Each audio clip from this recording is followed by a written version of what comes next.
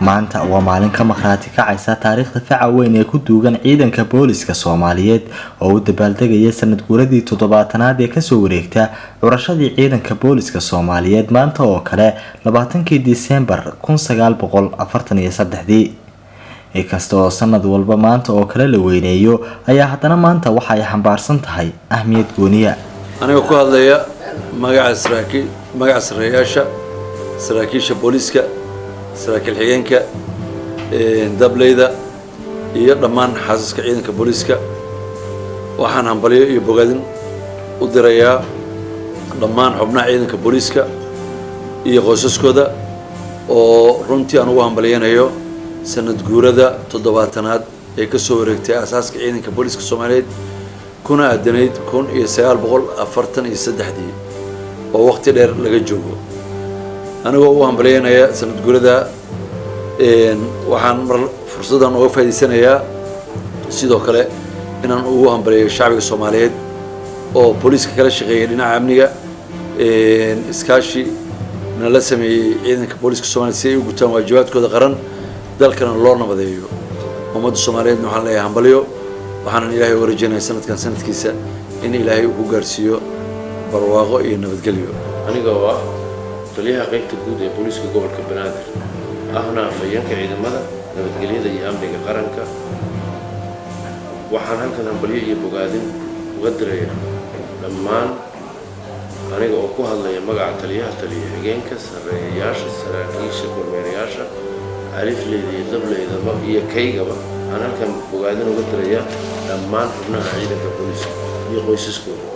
sidoo kale waxaan hambalyo u dirayaa qoysaskii iyo agoontii ay ka tageen geesiyaasha ciidanka booliska ee ku naf waayay iyagoo u gudanaya waajibaadkooda hambalyadana ku aadan asaaska ciidanka booliska Soomaaliyeed xilli laga joogo 7 sano maanta oo kale oo ahayd 20 Diseembar 1943 markii la asaasay ciidanka booliska Soomaaliyeed hambalyada kadib waxaan u rajaynayaa in sanadkan sanadkiisa kale aanu ku wada gaarno nabad iyo bashbash iyo baraar shacbiga Soomaaliyeed waxaan u dirayaa hambalyo ku aadan xuska aniga oo u rajaynaya in ay gacan ku siiyaan booliska gudashada waajibaadkiisa waxaan u hambalyeeynaya ciidanka booliska Soomaaliyeed ee 7 jirsaday gaar ahaan waxaan u hambalyeynaya qaybta nabadgelyada wadooyinka ee aan taliyaha ka ahay ayaga saraakiil xigeenka alifleyda iyo dableyda iyo xaasaskooda ilaahayna waxaan uga rajaynayaa inay dhammaantood sanadka sanadkiisa nabadgelyo iyo barwaaqo iyo horumar ku gaaraan markii ay meesha ka baxday dawladda dhexe ee Soomaaliya waxa guud ahaanba burburay hay'adihii dawliga ahaa oo ay qayb ka ahaayeen booliskuna sidoo kale waxa la bilaaqaystay guud ahaanba imkaaniyaadkii ay ciidanka boolisku u adeegsan jireen gudashada waajibaadkooda shaqo waxaana isku dayo fara badan kadib lagu guuleystay in dib loo soo celiyo ciidankii booliska Soomaaliyeed nasiib darro burburkii kadib ciidanka boolisku waxa saameeyay dhibaatadii ummadda Soomaaliyeed ka soo gaartay burburkii dhinaca kale ciidanka booliska Soomaaliyeed waxaan ugu hambalyeynaa oo runtii wax la taaban kara ah inaysan ka qayb qaadanin dagaalka ehliga ahaa oo ka dhacay dalka waxaa gees socday in saraakiil iyo aqoon-yahano booliska Soomaaliyeed oo muddo dheer ku mashquulsanaa sidii ay u aruurin lahayn ciidankii booliska Soomaaliyeed oo kala farxaday ay sameeyeen shaqooyin fara badan oo kula xiriireen dalka gudihiisa iyo dibaddiisa taasoo sahashay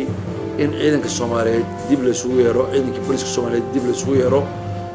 sanadkii 2000 ee Carta waxaa mar labaad uu sii xoogaystay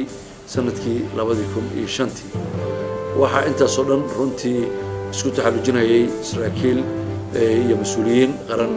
oo intaas abaabulayay in dib loo yagleelo ciidanka booliska Soomaaliyeed si uu mar labaad u guto waajibaadkii muhiimka ah ee uu hayay ummadda Soomaaliyeed runtii ciidanka booliska Soomaaliyeed taariikhdiisa waxaan soo koobi karnaa maahan waxauna aad ka garan kartaan kana daacan kartaan maanta xafladan ilaa iyo caawa aad ku arki doontaan waxqabadkii iyo taariikhdii oo qaybo kala duwan aanu ku soo bandhigi doono. ciidanka boolisku waa hooyada ciidamada qalabka sida ee dalkeena waana hay'ad leh xadaarad iyo taariikh fac weyn oo soo jireena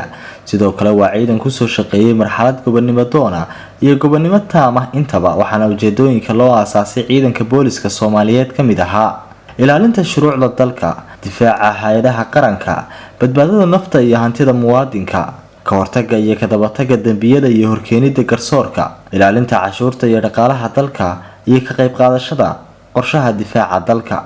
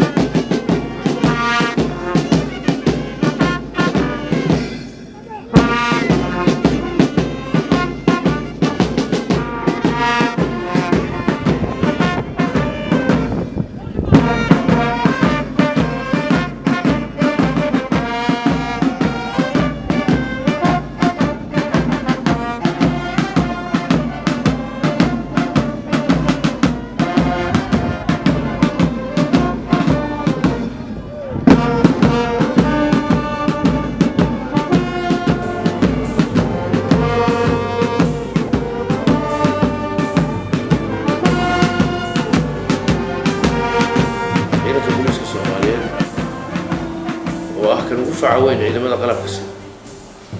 wuxuu ku dhisan yahay rabitaanka shacbigiisa wuxuuna haystaa kalsoonidiisa haddii aan kalsoonida shacbiga haysana waxba ma qabteen walow aan mar walba u baahannahay tan aan maanta haysano tuka zaa'ida in aan ku helno bulshada noocyadeeda kala duwan ka gobol ahaan gobolkan Banaadir xuskan iyo kii ka horreeyay intii u dhaxaysay wax badan baa ka qabsoomay nabadgelyada waxaa dhammaan dib u habeyn lagu sameeyey ciidankii ka howlgalayay qaybta saldhigyadeeda iyo fadhiyadeeda tababarro badan baa la siiyey oo la xiriira meheradooda iyo xirfadaha booliisku uu ku shaqaysto waxaa la abuuray tiimam ay ka mid yihiin kuwa ka hortaga ama ka falceliya meelaha jawaab degdeg ah looga baahan yahay sida RRU waxaa la dhisay oo taakuleeya birmadkii oo hadda dhismihiisu meel fiican maray daraawiishtii oo hawlgalkeedu u dhan yahay ayaa iyaduna garab taagan falidda dambiyadu 12 bilood la soo dhaafay waxay hoos aad uga dhacday 12 ka hor dambiyada ugu badan ee dhici jiray hadda waxaanu ka dareemaynaa in ay yaraadeen maadaama magaalada ay ciidanka booliisku ku hayaan kormeer joogta gaadiidka gurmadka degdeg uu dhex marayo kii qaybuuna uu mid waliba aagga uu mas-uulka ka yahay ku dhex sameeyo roondo lug iyo gaadiidba isaga oo kaashanaya gudoomiyayaasha degmooyinka iyo civil society ama bulshada rayidka ee xaafadda ku dhaqan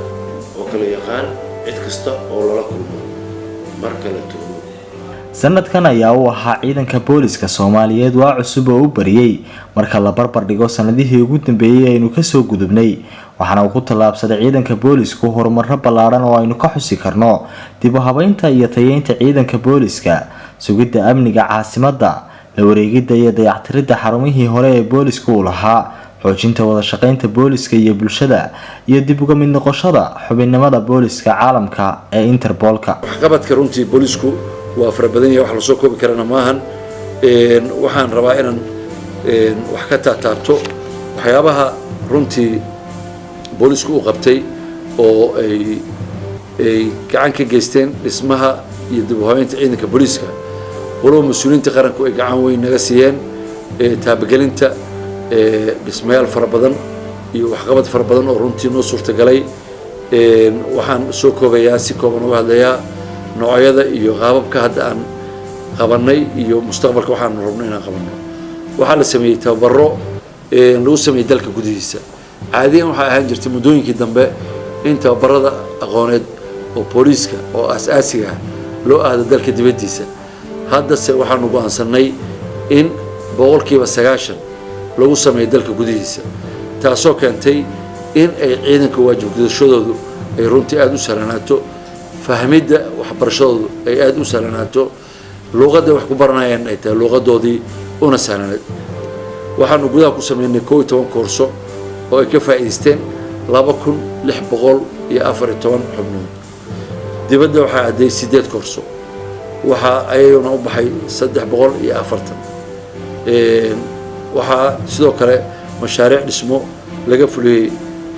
xarumaha dib loo dayactiray oo 7 xarumooda dhismayaal cusub oo la hirgeliyey oo ayaguna 5 xarumooda dambiyada ka dhacay dalka marka la fiirsho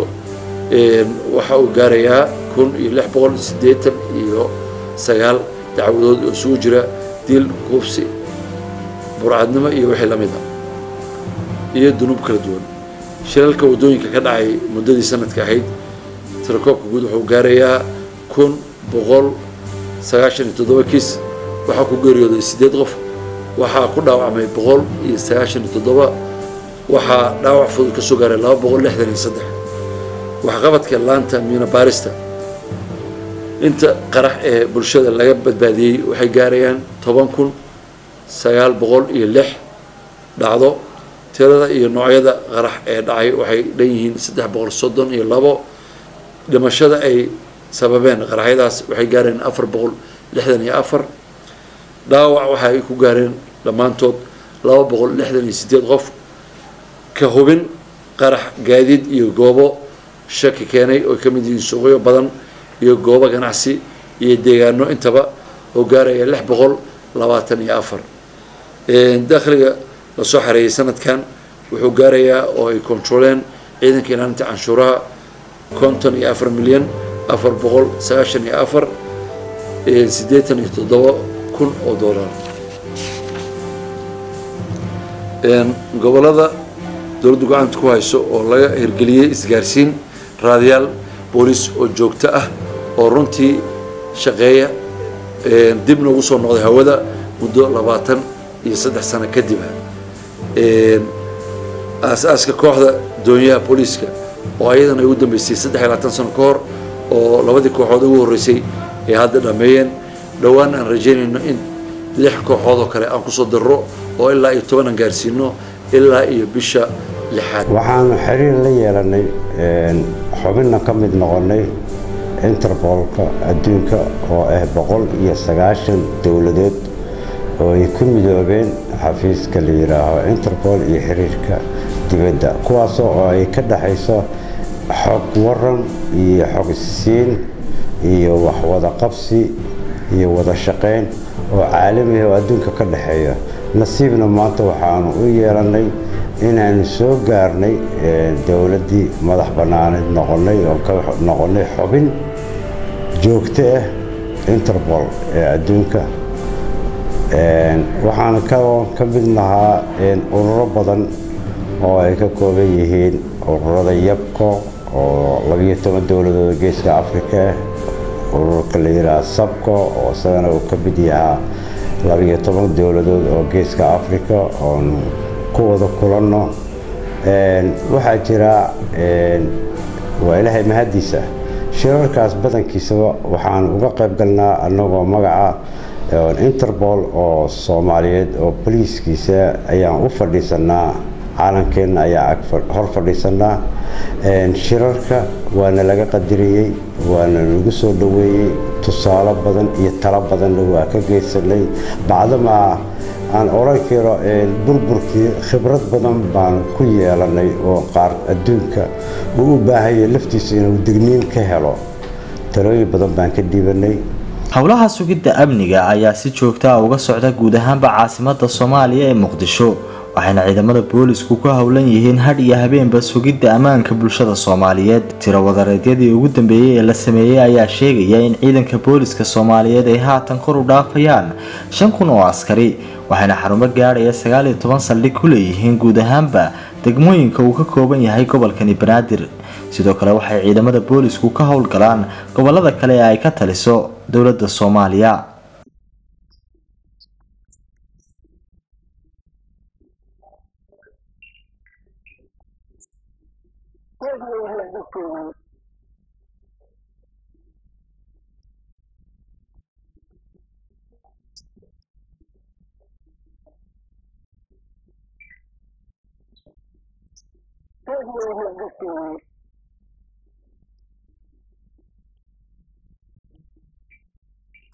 haddaba su-aasha isweydiinta mudan ayaa waxa ay tahay waa maxay himilooyinka uu higsanayo booliska Soomaaliyeed mustaqbalka, maxaase looga baahan yahay shacabka Soomaaliyeed si loo gaaro nabad lagu wada naaloodo. qorshaha mustaqbalka dardargelinta xoojinta nabadgelyada guud ee caasimadda iyo gobolada dalka gacan ku hayntooda ayaa noo ah ahmiyadda koowaad oo doonayna runtii. qorshayaal waxaanu soo wadnaa isdaba yaala oo 3 bilood ah 4 bilood ah oo nu rabno inaanu caasimadda dib ugu habayno kadibna u gudubno gobolada. qorista ciidan cusub oo sidii caalamka u qori jiray ciidanka iyo sifooyinka lagu qori jiray iyo si dheelitiran oo gobolada oo dhan ah ayaan ayadana insha Allah qorshahaasaan ay samayn doonaa oo ah barnaamijka mustaqbalka dhow ah. howlgelinta xarumaha muhiimka ah ciidanka ee takhasuska gaarka ku shaqeeya, xoojinta booliska hay'adaha dowladda iyo shacabka oo ah runtii arrinta ugu muhiimsan community policingka. shacabka haddaysan booliska la shaqaynin waxa ay qabanayaan boolisku ay koobnaanayaan. waxaanan filayaa in waxa ugu badan oo boolisku ay qabtaan ay ka helaan wada shaqaynta booliska iyo ka dhaxaysa iyo shacabka. waxaan sidoo kale aan aad u xoojinaynaa xafiiska community policingka ah oo ah runtii booliis nidaam cusuba oo la shaqayn doona qaabkii booliska, taasoo aan tayayn doono muddo dhowna aad arki doontaan isbeddel fiican oo soo wajaha. kordhinta tababarada aqoon kororsiga ee gudaha iyo dibadda oo taariikhda ciidanka iyo booliska kulli runtii aanu taariikh dheer u lahayn, ayadana aan rajaynayno in runtii ay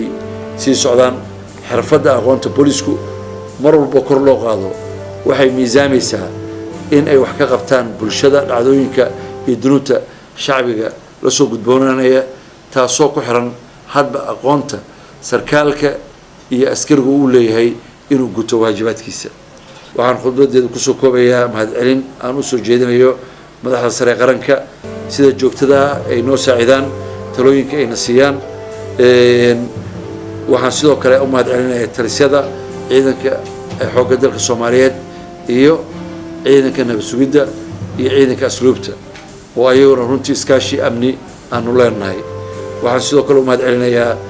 shacbiga Soomaaliyeed oo mar walba ku soo celcesho waxa ugu badan oo wax qabta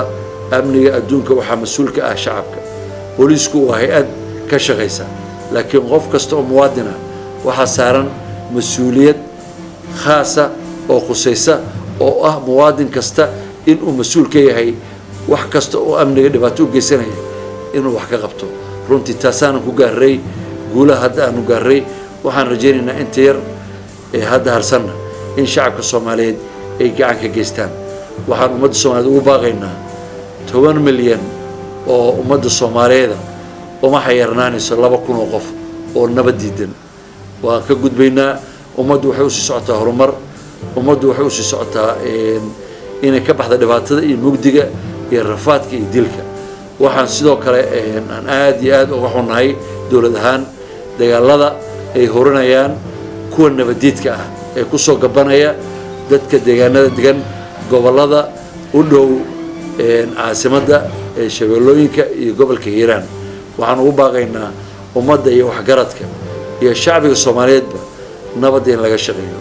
qof kasta oo maanta dhinta wuxuu ku dhimanayaa macno darro nagama baxo. waxaan rajaynayaa amniga iyo nabadda qof walba Soomaaliya garashadiisa inay gaarsiiso in uu mas'uuliyadaas wax ku leeyahay.